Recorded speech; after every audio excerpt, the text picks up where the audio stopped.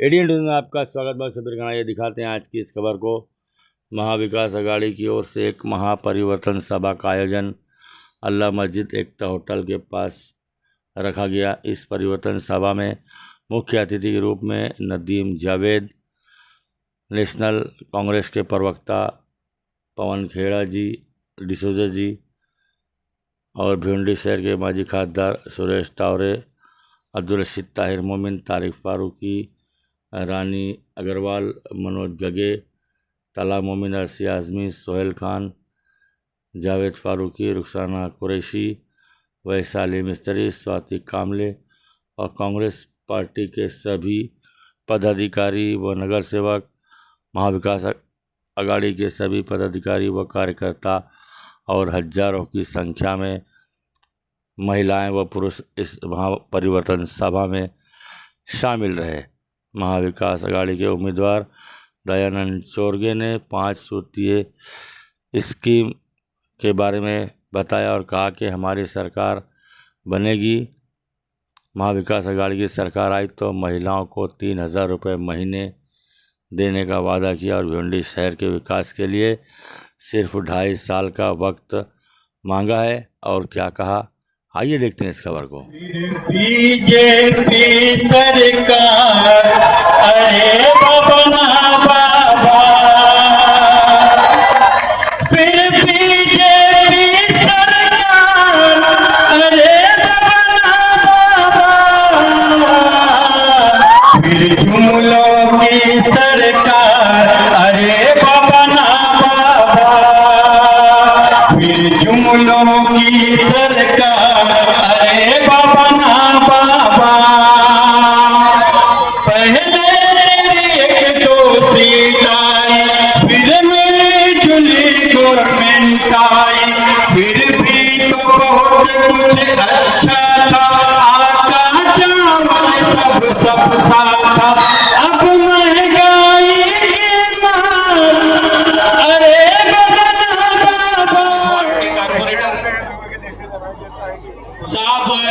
साहब आपसे भी दरखास्त है साहब को 20 तारीख के दिन सुबह 7 बजे से लेकर शाम में 5 बजे तक, जैसे हमने लोकसभा में महाविकास अघाड़ी के उम्मीदवार को भर भर के वोट दिया, मैं आप सब लोगों से अपील करता हूं कि आप उसी तरह महाविकास अघाड़ी के कैंडिडेट हमारे दोस्त दयानंद चोरगी जी को 20 तारीख के दिन सब जन मिलकर वोट करिए और ज्यादा से ज्यादा वोटों से कामयाब करने की कोशिश करें। मैं आपसे ये दरखास्त करता हूँ। बहुत बहुत शुक्रिया। आगे बढ़ो, हम तुम्हारे साथ हैं। वजीर भाई आगे बढ़ो। आज के परिवर्तन सभा में आदरणीय नदीम जी जावेद साहब का शुभागमन जोरदार ताली से स्वागत करो। सभी लोगों का हाथ उठा करके जोरदार तालियों से स्वागत करो। नदीम जावेद साहब, कांग्रेस पार्टी, राहुल गांधी, दयानंद चोरगे साहब आगे बढ़ो, हम तुम्हारे साथ हैं। दयानंद चोरगे साहब आगे बढ़ो, हम तुम्हारे साथ हैं। दांत बदल दो। दयानंद चोरगे साहब, अनस अंसारी साहब, तला मोमिन साहब, अर्शी फैजान आजमी साहब, मिस्त्री ताई गगे जी, डॉक्टर नूर साहब। जाम क्या क्या है, गुलाब खाब दवा जहर जाम क्या क्या है, मैं आ गया हूं, बता इंतजाम क्या क्या है। ये बड़ा तारीखी चुनाव होने जा रहा है और तारीखी चुनाव सिर्फ इसलिए नहीं कि भिवंडी से कोई 2 असेंबली की सीट है और 2 एमएलए चुनकर आप यहां की विधानसभा के अंदर भेज देंगे। ये इलेक्शन अहम इसलिए होने जा रहा है कि इलेक्शन हिंदुस्तान का भी मुस्तकबिल तय करने वाला है। यहां की रियासत के साथ साथ झारखंड का भी चुनाव संपन्न होगा और जो नतायज होंगे उसका असर हिंदुस्तान की सियासत पर जरूर पड़ने वाला है। 2014 के लोकसभा के इंतखाबात के बाद हिंदुस्तान की सियासत को बदलने की कोशिश राष्ट्रीय स्वयंसेवक संघ और भारतीय जनता पार्टी के इशारे पर कन्याकुमारी से कश्मीर और अटक से लेकर कटक तक लगातार होती रही और राष्ट्रीय स्वयंसेवक संघ के और भारतीय जनता पार्टी के नेतृत्व के इशारे पर अगर कोई सबसे बड़ा तबका है तो वो अकलियत के लोग हैं और खुसूसन मुसलमान हैं, जिन पर लगातार हमला करने की कोशिश हो रही है। 14 का चुनाव जीते, 19 का लोकसभा का चुनाव जीते और जब 24 का लोकसभा का चुनाव आया तो अंकावा इतना बढ़ चुका था कि कहा गया कि हम 400 सीटें जीतेंगे। लेकिन उसके पहले कन्याकुमारी से कश्मीर, मणिपुर से मुंबई, अभी ताहिर भाई कह रहे थे लेकर कौन चला उस वक्त में, किसने हिंदुस्तान के आवाम की आवाज को बुलंद करने का काम किया। हमें इस बात को कहते हुए फख्र होता है कि जब पूरा हिंदुस्तान खामोश था, कहीं से किसी तरह की कोई आवाज शाह और तानाशाह के खिलाफ नहीं निकल रही थी, तो एक आवाज थी जिसने कहा था कि हाँ, हम दलितों की आवाज को उठाएंगे, हम हिंदुस्तान के मुसलमानों की आवाज को उठाएंगे, हम हिंदुस्तान के कमजोरों की आवाज को उठाएंगे। और ये संविधान जिसके पन्ने लेकर राहुल गांधी पूरे हिंदुस्तान के अंदर घूमे और कहा गया कि ये संविधान जिसका पहला पन्ना कहता है कि समानता होगी, हिंदू और मुसलमान बराबर होगा, दलित और ब्राह्मण बराबर होगा, मर्द और औरत बराबर होगी, अगड़ा और पिछड़ा बराबर होगा, गरीब और अमीर बराबर होगा। संविधान के पन्नों पर बाबा साहब अंबेडकर के बनाए हुए पन्नों पर लगातार हमला करने की कोशिश राष्ट्रीय स्वयंसेवक संघ के इशारे पर अगर शाह और तानाशाह कर रहे हैं तो एक आवाज है, वो राहुल गांधी की आवाज है, जिन्होंने इसके खिलाफ मजबूती से लड़ा। उद्योग कबाड़ के हाथ बेच दिया नरेंद्र मोदी ने। भिवंडी की आत्मा रो पड़ी, उसके दिल में दर्द है, जख्म है। पावर जो बिजली की यहां हालत है वो दिल्ली तक उसकी खबरें आती हैं। कोई एक मंत्री बैठा है जो आपकी बिजली चुरा रहा है, एक प्राइवेट सेक्टर के एक बड़े सेठ को बिजली का काम दे दिया और बिजली की जो हालत है ये हम जानते हैं। तो आपको नौकरी की चोट, आपके व्यवसाय की चोट, आपके पेट पर लात मारी है नरेंद्र मोदी। अगर आज हम दिल्ली से यहां आए हैं तो आपसे ये समझने आए हैं कि बताइए इनको क्या सजा दी जाए। आप बताइए इनको सजा कैसी दी जाए। 20 नवंबर को सजा देने का दिन आ जाएगा, क्या सजा देंगे आप लोग इनको? थोड़ा ऊंचा बोलिए, नरेंद्र मोदी को सुनाई देगा। आपने बोला राहुल गांधी, 4000 किलोमीटर राहुल गांधी पैदल चले, आपके लिए चले, मेरे लिए चले, हम सब भाइयों के लिए चले। वो 4000 किलोमीटर चलने की जरूरत क्यों पड़ी राहुल गांधी को? क्योंकि टीवी पे जब आप टीवी चलाकर खबरें देखते हो तो ये नहीं दिखाया जाता कि भिवंडी के उद्योग बंद हो गए, उसमें कहीं नहीं दिखेगा आपको। नहीं दिखाया जाएगा कि आपकी बिजली के बिल कितने आते हैं, वो भी नहीं दिखाया जाएगा। नहीं दिखाया जाएगा कि कैसे नौजवान को ड्रग्स की लत दी जा रही है, नहीं दिखाया जाएगा। उस पर सिर्फ नरेंद्र मोदी का हंसता हुआ नूरानी चेहरा दिखेगा।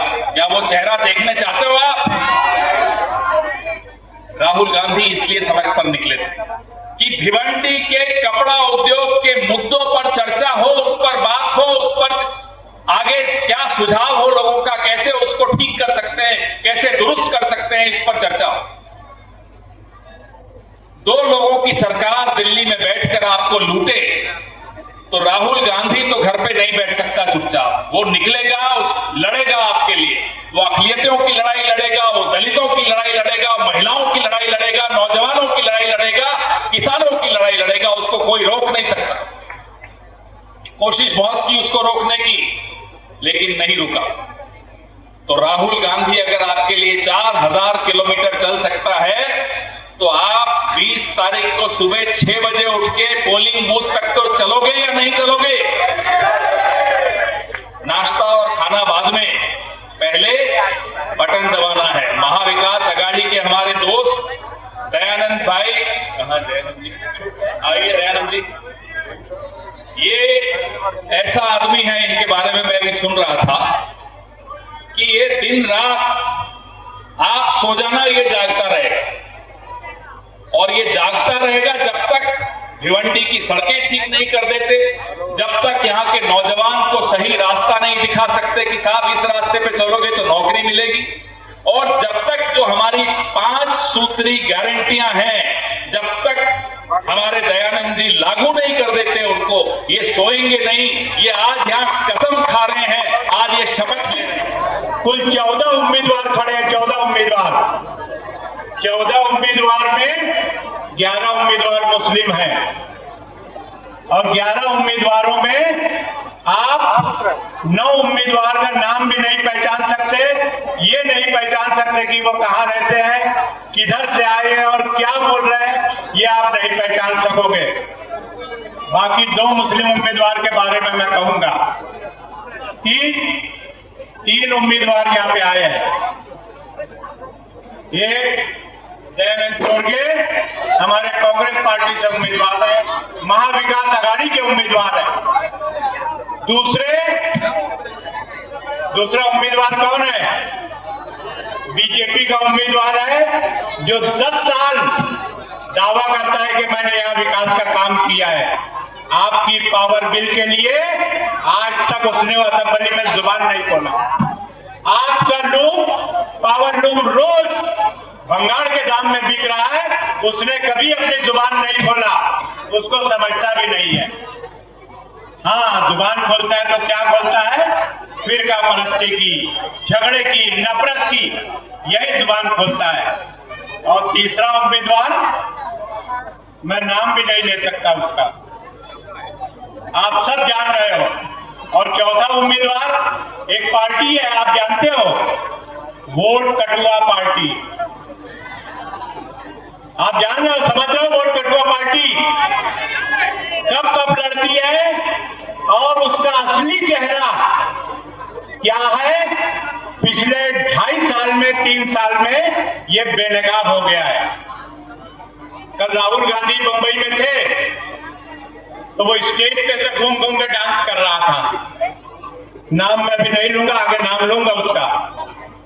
लेकिन 2.5 साल पहले जब उद्धव ठाकरे की महाविकास आघाड़ी की सरकार की पैसे के बल पर कितना पैसा लगाए थे एक एक एमएलए को खरीदने के लिए? खोखा किसको बोलते हैं मैं तो नहीं जानता। मैं हमेशा जो है कौन की पेटी और कौन का थैला देखा हूं, खोखा मैंने नहीं देखा। लेकिन सुना है कि 50-50 खोखे में आमदार खरीदे गए और उसमें 2 आमदार जो है आपकी, जिसको हमने कौम के नाम पर चुन के दिया था, मिल्लत के नाम पे हमने चुन के दिया था, जो रोता है ऐसे कुर्ता पहनाकर कौम से भीख मांगता है, वो शख्स जो है इसी खोखे में बिक गया और महाविकास आघाड़ी की सरकार को गिरा दिया। सरकार है, महाविकास आघाड़ी की सरकार है, और उस सरकार के अंदर जो हमारा मुख्यमंत्री बनेगा, हमारा इस पावर लिंक के लिए जो ऊर्जा मंत्री बनेगा, उसको निवेदन देके ये पावर लूम के ऊपर हम अला लगाएंगे। और ये जो मैं आपको बता रहा हूँ कि टोरंट पावर का जो उनका जो दादागिरी है, वो दादागिरी के लिए हम आपके साथ कटिबद्ध रहूंगा। उसका जो महिला है, महिलाओं के लिए लघु उद्योग लाऊंगा। हमारी भिवंडी के अंदर बहुत सारे युवा जो बेरोजगार है, उनको मैं रोजगार दूंगा। भिवंडी की जो सड़क है, वो सड़क के अंदर डंपिंग ग्राउंड है या सड़क है, वो मुझे दिख नहीं रहे, वो सड़क बना दूंगा। भिवंडी के अंदर जो विकास नहीं हुआ है, वो मैं विकास करके दूंगा। आज 2014 से लेकर 2019 तक महाराष्ट्र के अंदर भाजपा की सरकार थी। आज 2019 में जब हम सरकार में बैठे थे, हमारी महाविकास आघाड़ी की जब सरकार हुई थी, उस टाइम 2 साल हमारी सरकार हुई थी। 2 साल में सिर्फ हमको 6 महीना मिला, और 1.5 साल जो आपको सबको पता है कि पूरे वर्ल्ड में कोरोना की महामारी हुई थी, इसमें हमारे महाराष्ट्र के अंदर, हमारे पूरे देश के अंदर कोरोना महामारी हुई थी। और जो 1.5 साल जब कोरोना में हमारे जो नागरिक जो गुजर गए, और उस टाइम हमारे जो सरकार थी, वो सरकार के अंदर हमारे सब मिनिस्टर जो कोरोना में सब जो भी उधर जाके जो कोरोना बचाने का जो प्रयास किया, और ये जो महायुति उस 1.5 साल के अंदर प्लानिंग करके जब कोरोना खत्म हुआ, तो ये महायुति ने जो शिवसेना से एकनाथ शिंदे जब बाहर निकले, तो उसने 50 खोखा देके ये सरकार धोखे से थी, ये सरकार धोखे से की।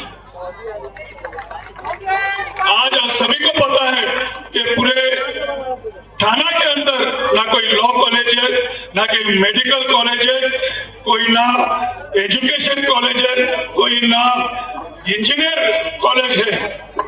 ये भिवंडी की स्थिति है, ये हमारे थाना की स्थिति है। मैं आपको वादा करता हूं, ये भिवंडी के अंदर 20 साल हुई कोई विकास नहीं हुआ।